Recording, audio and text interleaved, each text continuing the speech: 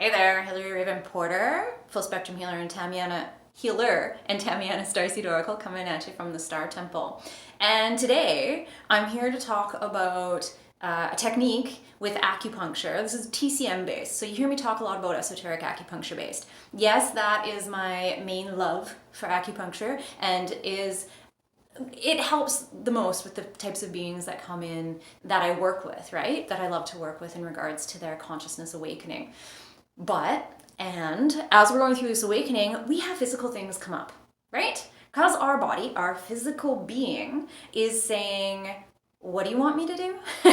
You want me to vibrate at that frequency? And it's also, so it's as it's upshifting to parallel and resonance our vibrational upshift, we can have these little things come up in our body. Also, as we're releasing past patterns, our body is a messaging system.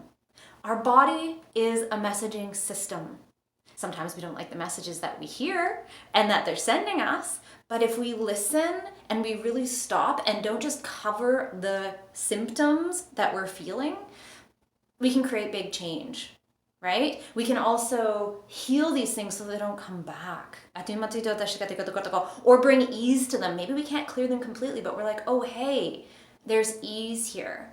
When we see our body and we say, I see you, I hear you, we then feel relief, right? And we've experienced this. Many of us, I'm sure, have experienced this. I know I've experienced this, where I've gone in to an allopathic doctor for something that I was like, I don't know what's going on. Usually that's to then be like, oh, this is what's going on. Now I know how to offer it what it needs, not from the pharma level, right? The big pharma level. So a little bit of background about what's happening for me. So my body is a big messaging system.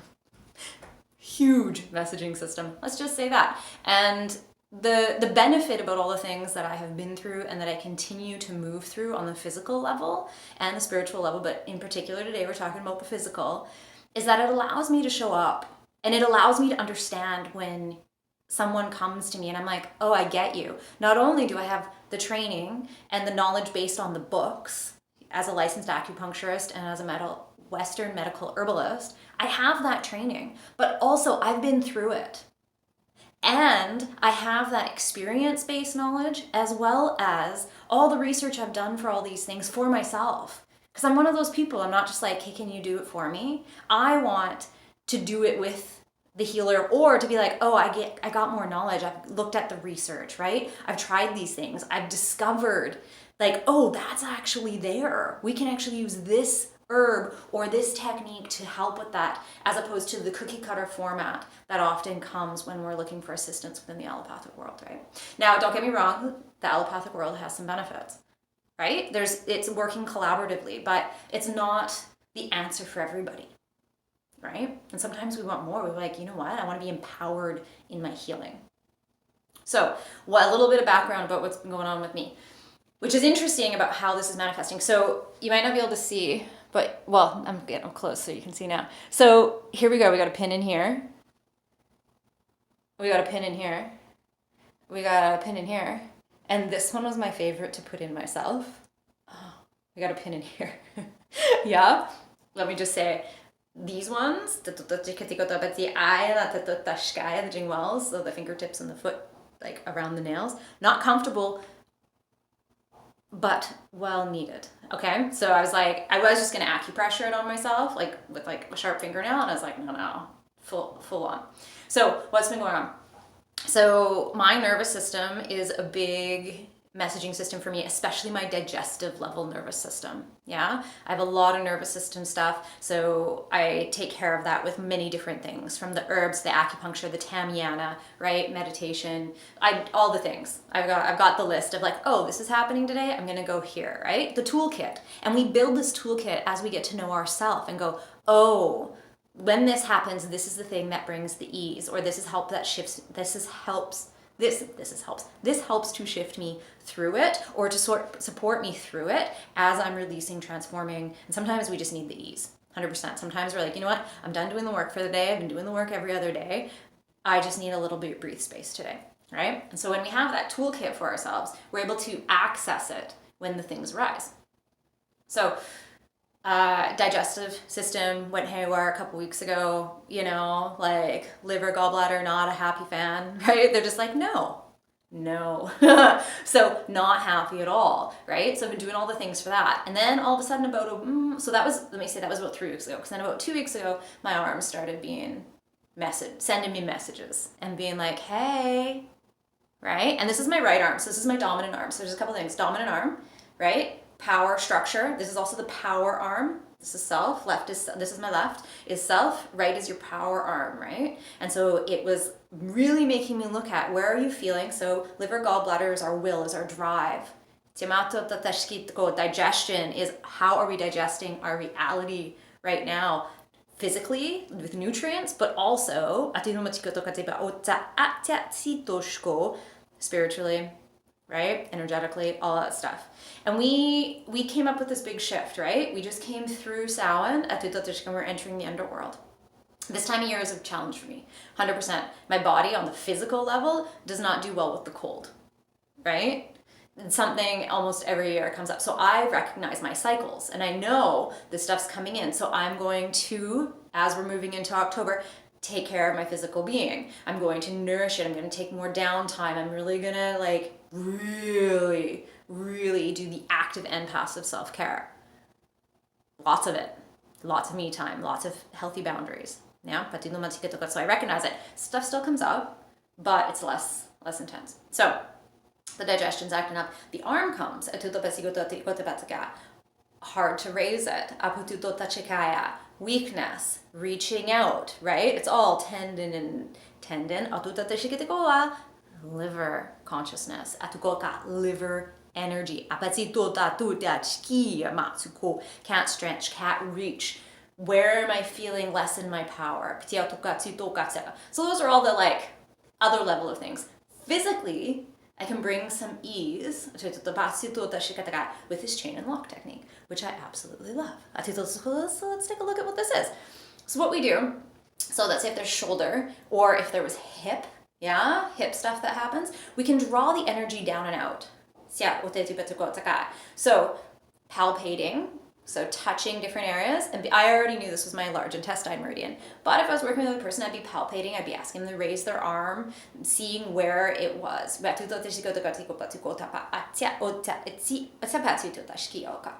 So for me, this was the large intestine.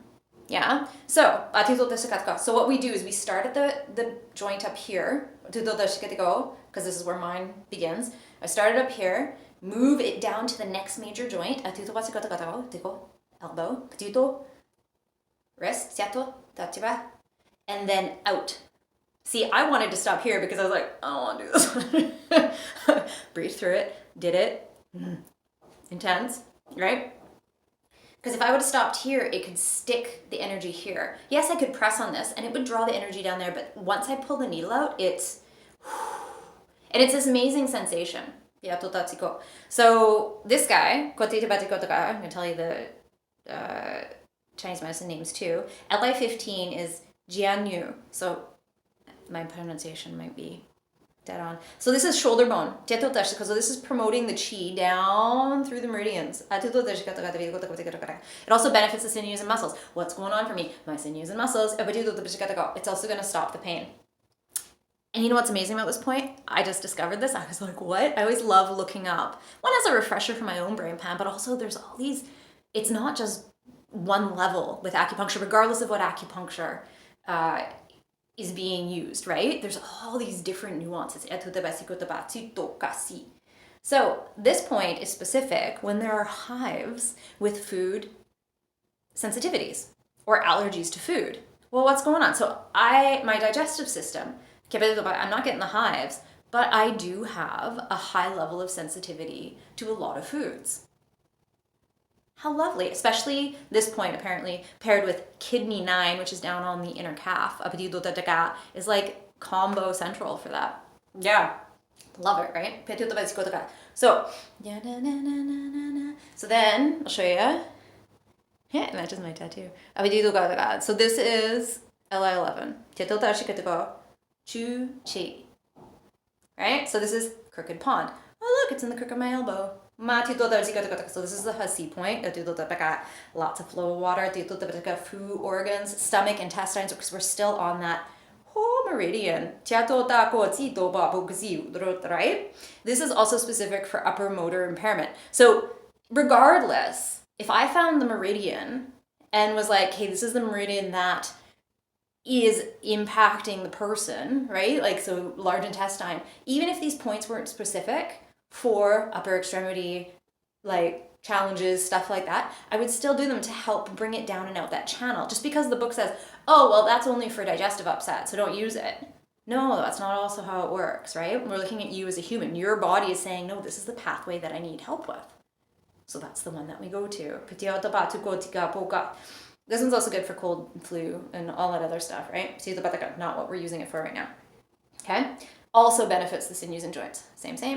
So it's helping with that. It also regulates the nutritive chi and blood, right? And when we're deficient in blood, I'll say straight up, I tend to land on the side of anemia. So it takes a lot to support my, see, that guy kicked himself out. This guy was like, no thanks, I'm good. But we'll get there. So, feels so good. So when we're blood deficient, our tendons, our sinews, are just one of the things that get dry, right? Because blood is also moistening. So this guy, yeah, Li5, Yang Qi. Yeah, so that's Yang Ravine. Yang, I just said Yang. Yang Ravine. So this is in the anatomical stuff box. So see when I stretch out my hand, I can't really flex this guy too much, but see right there, anatomical snuff box. So if you put snuff in there, right? Snuff, the old days when they used to do the little snuffy things. So that guy's in there, right? Why? Why did I pick that point? Because it's at the next joint system. Joint, drawing it down. Also good for pain in the wrist, plus other things up in the teeth and the ears and stuff. But we're mostly, this is just beneficial that these points have also these other, right? So then we want to take it out. So like I said, this guy already pushed himself out. I could feel him pushing himself out. He was like, I'm done. And that can happen. I had one person and their body was like, oh, I love this point, and like sucked the needle in. Right? It was safe. It's okay. No worries. But I've had that. I don't put the needles in super deep, right? They're not in like all the way up to the hilt. Not safe to do anyways. But sometimes our body's like, I'm done with that. Yeah? So the last point was right here. I didn't have any blood. We're going to talk about what that means though.